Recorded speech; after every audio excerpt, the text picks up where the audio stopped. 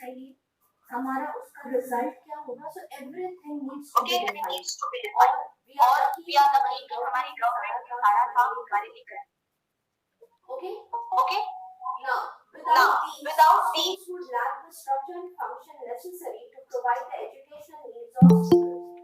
अगर हमारे पास ये education policy ही ना हो, तो students के लिए their future be in totally dark. Like उनको समझ नहीं आएगा कि अगर हम ये course कर रहे हैं तो आगे हमारा future कैसा हो.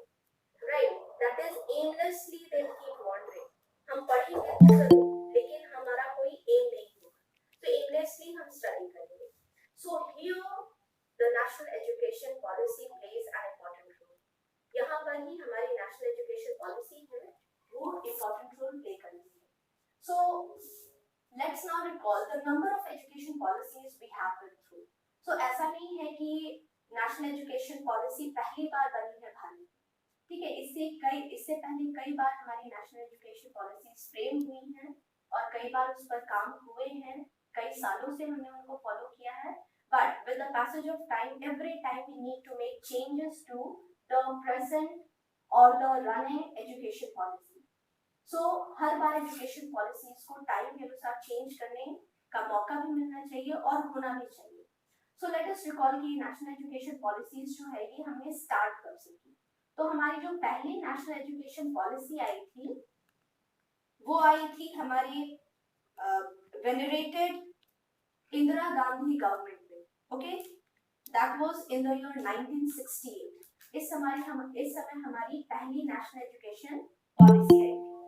फिर हमारी दूसरी national education policy आई थी 1986 में राजीव गांधी जी के रूल में. ओके, उनके रूल नहीं, उनके गवर्नमेंट के टाइम. फाइन. एंड 1986 में जो हमारी गवर्नमेंट ने नेशनल एजुकेशन पॉलिसी रिलीज की थी उसको मॉडिफाई किया गया in the year 1992. Okay, during the tenure of former prime minister PV Narasimha Rao. So पिछले कई दशक से हमने देखा है कि नेशनल एजुकेशन पॉलिसीज फॉर्म होती गई हैं, नई उसमें मॉडिफिकेशंस की गई हैं, लेकिन जो मॉडिफिकेशन 1992 में की गई उसको हमने कई सालों तक फॉलो किया. Okay, and it is only after 34 years कि हमारी ये न्यू एजुकेशन पॉलिसी फिर से आई है. Okay, and now after 34 years we have got a new set of rules in education field during our respected Prime Minister Narendra Modi. उनके time में फिर से हमें ये अपॉर्चुनिटी मिली है कि एक नए सेट ऑफ रूल्स को इम्प्लीमेंट करें.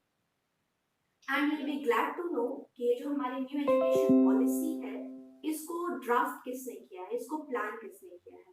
So ये कमेटी ने प्लान की है which is headed by Dr. K. Kasturi Rangan on the K. Kasturi Rangan, and on 29th July 2020 this national education policy was accepted by the whole nation. Okay, so आज जो हमारा topic है वो basically यही है कि national education policy 2020 which got passed, which got accepted on 29th July 2020, इसके key points क्या है. So let us make our discussion even precise by focusing our attention only on the implementation of the national education policy in CBSE schools. So आज जो हमारी discussion होगी, हमने जो इतना देखा कि कई बार national education policies frame हुई हैं, कई बार उनको modify किया गया है. तो आज जो हमारी न्यू नेशनल एजुकेशन पॉलिसी है 2020, तो आज हम बस इसी पर फोकस करेंगे कि ये जो पॉलिसी है, नए सेट ऑफ रूल्स हैं, तो इसको हम कैसे सीबीएसई स्कूल्स में इम्प्लीमेंट करेंगे. ओके, सो ये रूल्स जो बने हैं ये तो बेसिकली इस चीज को ध्यान में रखकर बनाया गया है कि जितने भी प्राइवेट सेक्टर्स होंगे, that is private schools, and जितने भी गवर्नमेंट स्कूल्स होंगे, all will be rated, all will be like analyzed on same footing. सभी को एक नजर से ही देखा जाएगा, कोई गवर्नमेंट कोई प्राइवेट स्कूलिंग नहीं होगी, सारी जगह पर एक ही चीज फॉलो होगी, एक ही कोर्स फॉलो होगी, एक ही सिस्टम ऑफ एजुकेशन फॉलो होगी. ओके, सो आज चलिए हम, चूंकि हमारा सीबीएसई स्कूल है, तो आज हम चलिए फोकस करते हैं कि सीबीएसई स्कूल्स में कैसे इन नेशनल एजुकेशन पॉलिसीज को फोकस किया जाए. So हमारा जो मेजर पॉइंट्स होगा डिस्कशन के लिए, so of course 3 major points होंगे, that is new format, assessment and teacher education. हम बेसिकली 3 मुद्दों पर बात करेंगे। हम बेसिकली 3 मुद्दों पर बात करेंगे, दैट इज न्यू फॉर्मेट, हमारे एजुकेशन का नया फॉर्मेट क्या होगा, फिर हम उस एजुकेशन की असेसमेंट कैसे करेंगे, टेस्ट्स होंगे, एग्जाम्स होंगे, को करिकुलर एक्टिविटीज होंगी, क्या होगा, किस तरीके से हम बच्चे की प्रोग्रेस को एनालिसिस करेंगे, एंड देन होगी हमारी बात टीचर एजुकेशन पे, कि इन बच्चों को जो न्यू एजुकेशन पॉलिसी से हम पढ़ाएंगे तो पढ़ाने वाले टीचर्स कैसे होंगे, उनमें किस तरीके की चेंजेस होंगी, उनको क्या इम्प्लीमेंट करना पड़ेगा। Okay, so let's get started with the format first. So as you all know, आप लोगों को पता होगा, in fact हमारी जो existing structure है वो है कि हम 10+2 वाले रूल फॉलो करते हैं। 10+2 वाले जो स्ट्रक्चर्स हैं हम पहले भी फॉलो करते थे, एंड आज के डेट में भी, that is in the year 2021 भी यही हमारी एग्जिस्टिंग स्ट्रक्चर है, दैट इज 10+2। तो न्यू एजुकेशन पॉलिसी के तहत इस स्ट्रक्चर को 10+2 वाले स्ट्रक्चर को चेंज कर दिया गया है और मॉडिफाई कर दिया गया है 5+3+3+4 वाले स्ट्रक्चर। ओके, दैट इज हमारी जो प्राइमरी एंड हमारी जो secondary and higher secondary education होती थी, अब वो 4 लेवल में डिवाइड हो गई है, that is foundational, preparatory, middle and secondary education. So पहले हमारे जो बोर्ड एग्जाम्स जिससे हम बच्चे की असेसमेंट करते थे, तो बेसिकली 2 लेवल पर होती थी, that is class 10 and class 12। लेकिन अब जो है एग्जाम आपका एक पर तो इधर भी देख रहे हैं। 12, सॉरी मैंने 4 बोला, 5 स्टेजेस। हेलो, क्लास 3 में आपको थॉरोली असेस किया जाएगा कि आपकी प्रोग्रेस कितनी है, देन ऑफ कोर्स आपको क्लास 5 में असेस किया जाएगा, एंड 8 एंड जैसे हम 10 और 12 में असेसमेंट करते हैं आज भी, वो 10 और 12 में इसमें भी करेंगे। ओके, लेकिन इसके साथ हम क्लास 3, 5, 8 में भी करेंगे। तो चलिए शुरू करते हैं कि ये जो हमारी न्यू स्ट्रक्चर है 5+3+3+4, ये क्या क्या चेंजेस लाएंगे और कौन कौन सी क्लासेस इंक्लूडेड हैं इन सारे स्ट्रक्चर्स में। So the most important change in school education pattern is that the existing structure of 10+2 is broken down into 5+3+3+4 structure. Okay? So अगर हम बात करें पहले 5 साल की, पहले 5 साल में क्या होगा, तो पहले 5 साल में उन बच्चों को रखा जाएगा जो 3 साल से लेकर 8 साल में होंगे, ठीक है, और इनको फाउंडेशन लेवल में कहा जाएगा। ओके, इनका फाउंडेशनल स्टेज कहा जाएगा।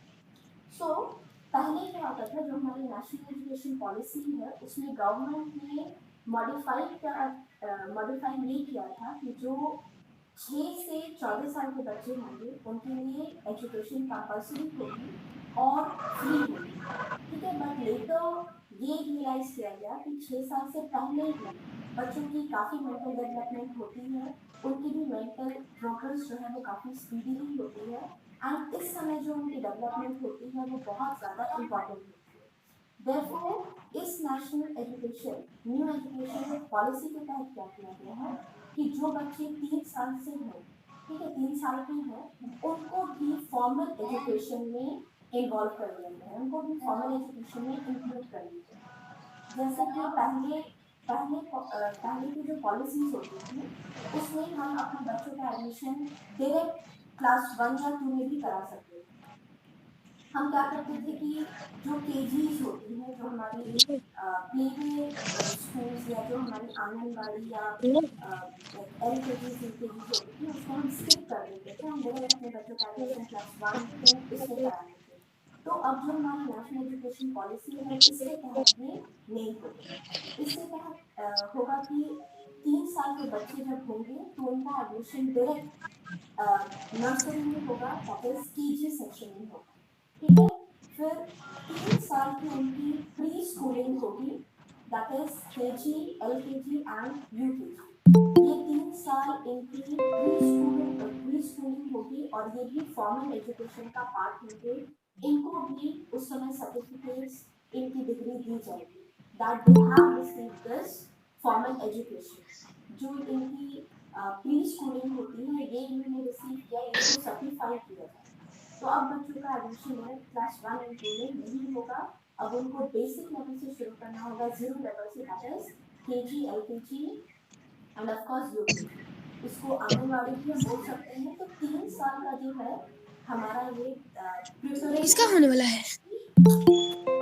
प्रिपरेटरी या तो मेरा स्कूल का है मम्मी। तो तुमको किसका स्कूल का है? प्रिपरेटरी या फाउंडेशन अभी मीटिंग चल रहा है। जो है हाँ का हो जो म्यूट करने को बोलिए। ज्योति जी, कैसे आपको लगाई request है आप? करेंगी। हेलो ज्योति जी, हम जो बोलेंगे सुधर सुनाई देगा क्या? हाँ, स्पीकर को ऑफ गुड मॉर्निंग मैम। बोलो रुको। गुड ऑडियो मॉर्निंग म्यूट कर दीजिए बेटा। Good morning. Okay, so I'm sorry for disturbance. Then come to our next level, that is 5 plus 3. किसका So let us meeting discuss कैसे 5 लगाएंगे साल आप? हमने जो LKG, सिमी का तो हो रहा KG, था या LKG मेरा? में स्पेंड किया है, then class 1 2 में जो किसका स्पेंड बोल किया, रही उसके थी बाद होने के वाला जो है? 3 साल है वो हमने किया। तो ये जो बात का 3 साल हो गया, ये हमारी प्राइमरी स्कूलिंग कहलाएगी या प्रिपरेटरी स्कूलिंग।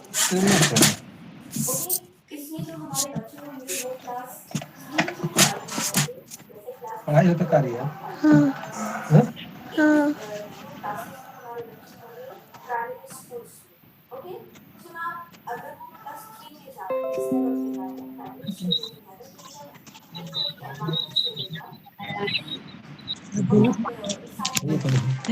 बच्चे जिस लैंग्वेज में वो जी के पढ़ा रही है। दैट इज बहुत सारे संस्कृत, मैथ्स, साइंस, जितने भी सब्जेक्ट होते हैं हमारे इंग्लिश में।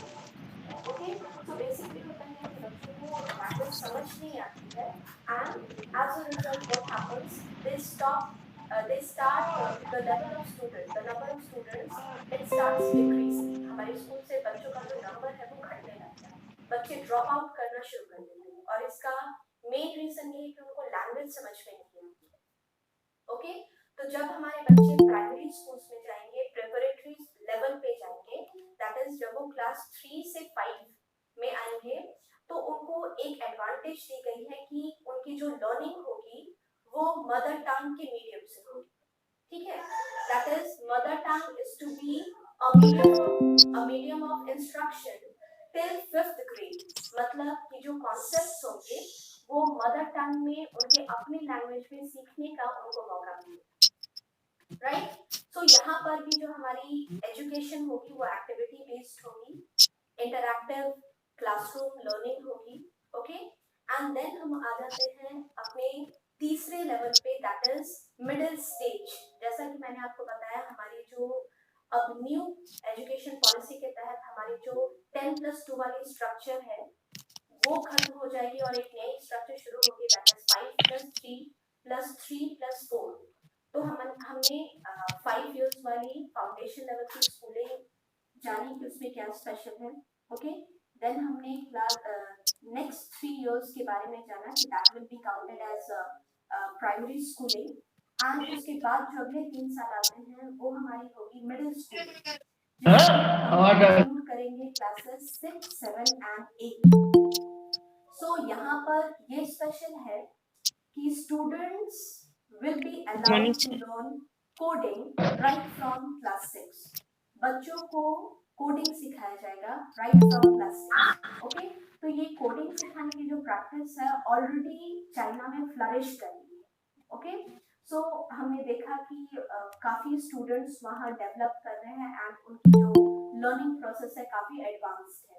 तो इस एक पॉजिटिव एस्पेक्ट को हमने अपने नेशनल एजुकेशन पॉलिसी में इम्प्लीमेंट करने की कोशिश की एंड वी स्टार्टेड कि हमारे बच्चे भी क्लास 6 से कोडिंग सीखना शुरू करेंगे एंड ऑफ कोर्स यहाँ पर बच्चों को वोकेशनल क्राफ्ट्स भी सिखाए जाएंगे।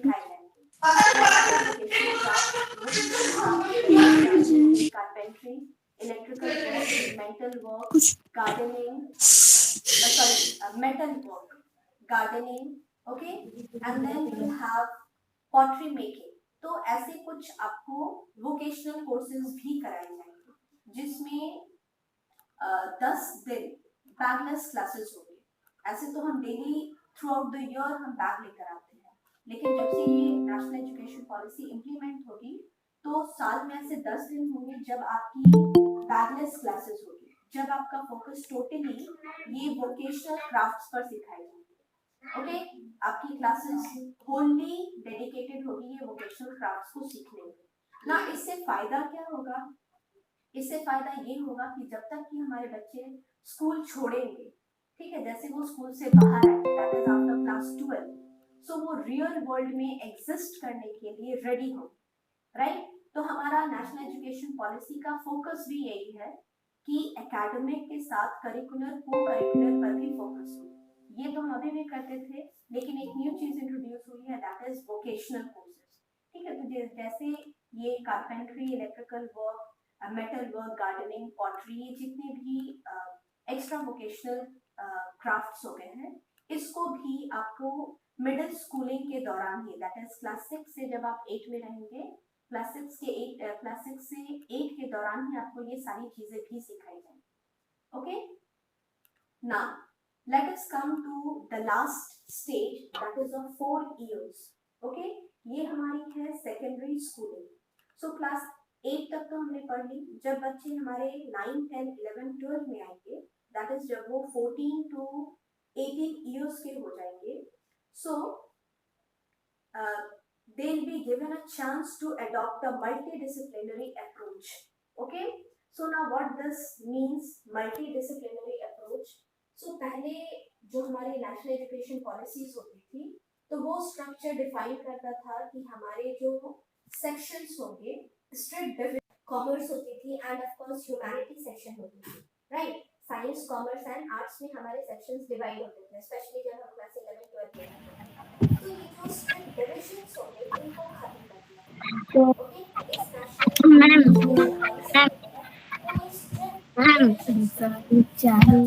इंटरेस्ट के हिसाब से पढ़ सकेंगे, उनका इंटरेस्ट जिसमें होगा वो उस इंटरेस्टेड उस सब्जेक्ट को लेकर अपनी पढ़ाई आगे कंटिन्यू कर सकते हैं। दैट इज जो हमारी करिकुलम होगी वो काफी फ्लेक्सिबल होगी।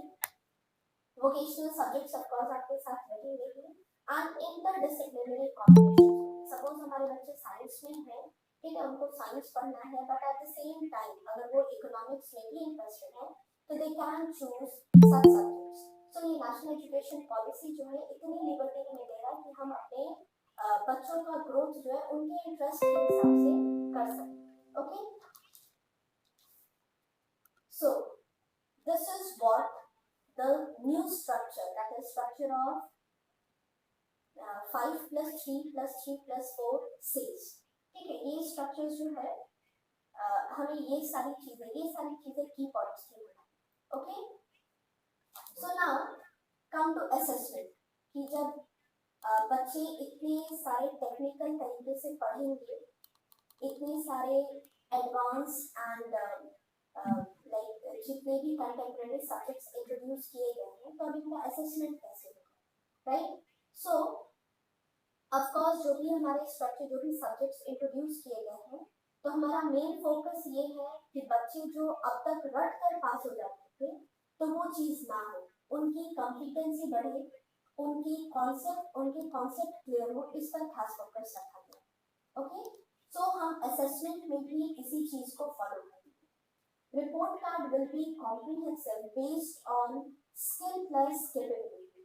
अब जो हमारे जो रिपोर्ट कार्ड्स अब तक बनते आए हैं, they strictly focus on academic, कि हमारा जो एकेडमिक प्रोग्रेस है वो कैसा है, हमारे बच्चे पढ़ाई के बेसिकली कैसे है। अब तक जो हमारा रिपोर्ट कार्ड है बेसिकली इसको फोकस कर रहा था, लेकिन इस नेशनल एजुकेशन पॉलिसी के तहत जो हमारी असेसमेंट होगी, जो हमारी न्यू रिपोर्ट कार्ड बनेगी, that will focus on 360 holistic development of the child. ठीक है, कि हमारे बच्चे का ओवरऑल डेवलपमेंट कैसा हो रहा है, इस पर बेसिकली हमारा फोकस होगा। दैट इज हमारा बच्चा प्रैक्टिकल में कैसा कर रहा है, एकेडमिक में कैसा कर रहा है, करिकुलर एक्टिविटीज मतलब academic activities which are related to academic, जैसे हमारे हो गए क्विज हो गए, देन रोल प्लेस हो गए, ग्रुप वर्क हो गया, पोर्टफोलियो हो गया, तो ये सारे हमारे करिकुलर एक्टिविटीज हैं। So practical, academic, curricular as well as co-curricular. Okay, co-curricular means जो extra activities जो हम कराते हैं studies के अलावा, तो उसमें इनका कैसा प्रोग्रेस है।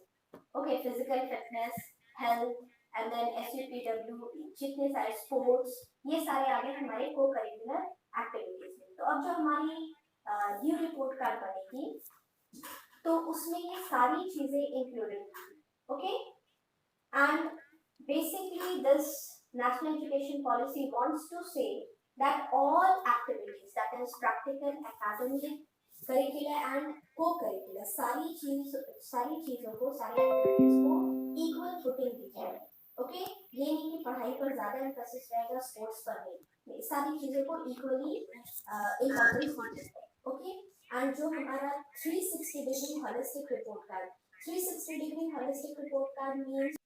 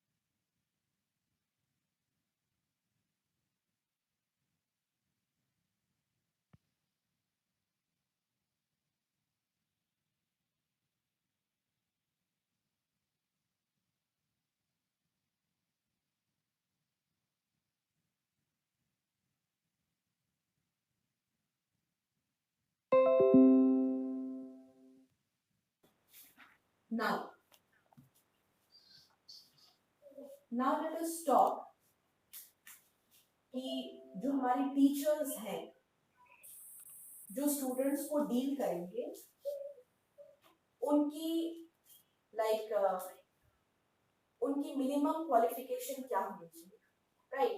अभी जो teachers like we call ourselves teachers, right, but बहुत बहुत ऐसे टीचर्स हैं who are who can be called as pseudo teachers, उनको हम सेल्फ मेड टीचर्स भी कह सकते हैं। तो ये जो जितने लोग होते थे कि they just wanted to pursue teaching as a career, right, बस एक नौकरी मिल जानी है, एक टीचर का टैग लग जाना है, तो ऐसे जो हमारी थिंकिंग होती थी इसको अब डिस्कार्ड कर दिया गया है। जो हमारे टीचर्स होंगे उनके लिए भी एनईपी में खास फोकस की गई है, उनकी भी एक मिनिमम क्वालिफिकेशन एक मिनिमम लेवल दे देते थे कि अगर आपके पास ये डिग्री होगी only then will be called as a teacher, only then आप बच्चों को डील कर पाएंगे. So changes, let us talk about changes for teachers. So NCERT से कंसल्ट करके एक न्यू और कॉम्प्रिहेंसिव बॉडी बनाई जाएगी, ठीक है, जिसका नाम होगा national curricular framework for teacher education, that is NCFTE 2021. Okay, so ये एक बॉडी बनाई जाएगी and by 2030 minimum teaching qualification और मिनिमम डिग्री क्वालिफिकेशन जो है वो रहेगी 4 years इंटीग्रेटेड बीएड, राइट, जो 2030 तक 2020-30 तक जो मिनिमम टीचिंग क्वालिफिकेशन होगी आपके पास मिनिमम डिग्री एक टीचर बनने के लिए, वो होगी 4 साल का इंटीग्रेटेड बीएड डिग्री. ओके, सो अगर आपके पास 4 साल का इंटीग्रेटेड बीएड डिग्री है तभी आप बच्चों को पढ़ाने के लिए एलिजिबल हैं. ओके, सो कुछ ऐसे हमारे साथी मित्र भी होंगे जो ऑलरेडी उन्होंने ग्रेजुएशन कर ली हो, तो अगर जो ऑलरेडी ग्रेजुएशन होल्डर है तो उनको 2 साल की बीएड की डिग्री चाहिए होगी, और कुछ ऐसे लोग होंगे जो ऑलरेडी मास्टर्स की डिग्री होल्ड करते हैं, जिनके पास ऑलरेडी मास्टर्स की डिग्री होगी, तो उनको 1 साल की बीएड की डिग्री उनके पास होनी चाहिए. तो अगर आपके पास ये सारी डिग्रीज है तभी आप बच्चों को पढ़ा पाएंगे. तो दैट इज स्पेशल एम्फेसिस दिया गया है बीएड की डिग्री. तो आप ग्रेजुएट हो, मास्टर्स के पास मिनिमम 4 साल की इंटीग्रेटेड डिग्री होनी चाहिए. Okay, graduation masters you have to have the degree of BEd. Okay, so जो हमारी एनईपी है वो बच्चों पर तो एम्फेसिस दे ही रही है. NEP that is national education policy, तो ये बच्चों पर एम्फेसिस तो दे ही रही है, ये साथ में टीचर्स पे भी एम्फेसिस दे रही है. तो बीएड की डिग्री के साथ ऑफ कोर्स उनके पास टीईटी की डिग्री भी होनी चाहिए. जो 10th पास स्टूडेंट्स होंगे along with BEd degree, only they will be eligible to teach the students. And of course 50 hours की इनकी ट्रेनिंग मस्ट होगी. ओके, और ये 50 आवर्स की ट्रेनिंग टीचर्स और प्रिंसिपल्स दोनों के लिए मस्ट होगी, राइट. तो जैसे हम बच्चों को ट्रेन करेंगे तो बच्चों को ट्रेनिंग देने के लिए हमारे पास क्या स्किल्स होनी चाहिए, तो इन स्किल्स को डेवलप करने के लिए टीचर्स और प्रिंसिपल्स की हर एक साल 50 घंटे की एक ट्रेनिंग पीरियड होगी, ट्रेनिंग सेशन होगी. ओके, उनको एक साल में 50 घंटे की ट्रेनिंग करनी पड़ेगी. Okay, so these are the degrees, these are the qualifications which a teacher need to possess to deal with students in a new education policy. Okay, so now let us talk about कि national education policy इसका aim क्या है. जो हमने बात की new format पे, that is 5+3+3+4. Then हमने बात की असेसमेंट की कि हम 360 डिग्री होलिस्टिक असेसमेंट करेंगे उनका, ठीक है. फिर हमने बात की टीचर्स पर कि जो ये सारी चीजों को जानने के बाद डेफिनेटली हमें ये जानना जरूरी है कि जो हमारी नेशनल एजुकेशन पॉलिसी उसका एम क्या है. तो जो नेशनल एजुकेशन पॉलिसी है उसका फर्स्ट एंड फॉरमोस्ट एम है क्वालिटी एजुकेशन. हमारी जो एजुकेशन है उसका स्टैंडर्ड रेज. अरे जनरेटर का भी है, जनरेटर चालू कर दिया.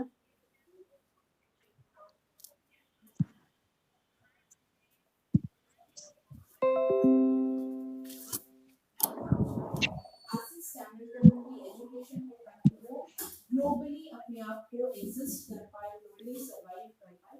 ये हमारा दूसरा एम है.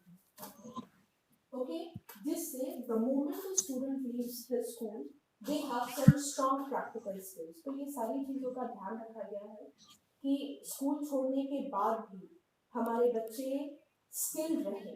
ओके, उनके पास उनकी लाइवलीहुड चलाने के लिए, अर्निंग्स के लिए उनके पास स्कोप हो. दैट वे हमारी अनएम्प्लॉयमेंट की जो रेशियो हो वो डेफिनेटली कम हो.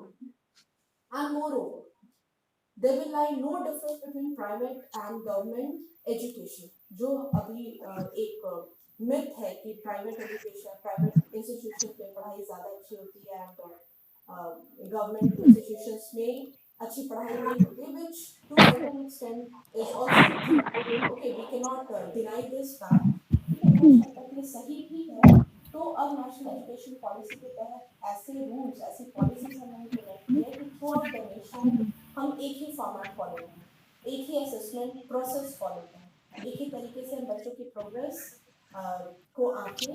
Okay, therefore there will be no gap, no difference between this private and government institution. Okay, so that's all. I hope आपको ये सेशन इंफॉर्मेटिव लगा हो. ठीक है, and now it comes to the questions. Of course new education policy है, इसको implement करने के टाइम बहुत सारे क्योस आने ही, राइट? कोई भी चीज़ अगर न्यूली इंट्रोड्यूस हो तो क्योस होता है.